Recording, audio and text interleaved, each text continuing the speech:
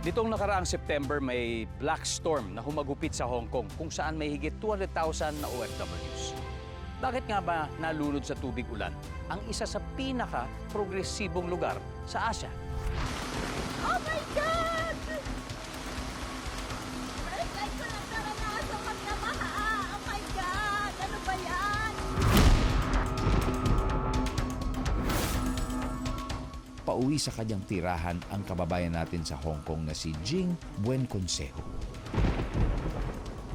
Maya-maya pa bumuhos na ang malakas na ulan.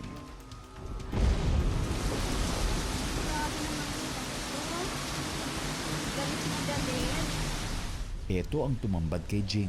Ang kalyeng dinadaanan niya pauwi, lubog sa baha. Sobrang lakas ng current ng tubig.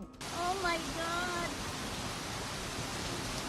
Paano kaya ako dito dadaan? Kaya, wala na. Ilulusong ko na tong sapatos ko. Bahana!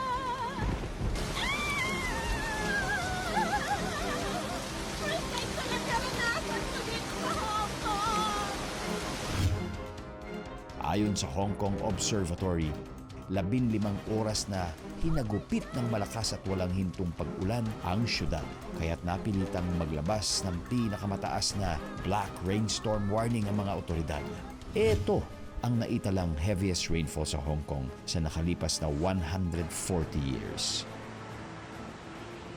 Ayon kay Jing, iba pa rin daw ang problema ng baha sa Pilipinas.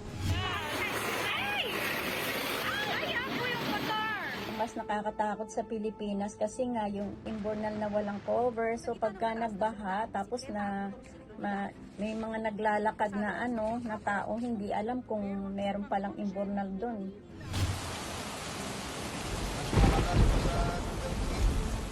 Ang pag-ulan sa Hong Kong ay dulot ng low pressure area na dala ng bagyong Hana.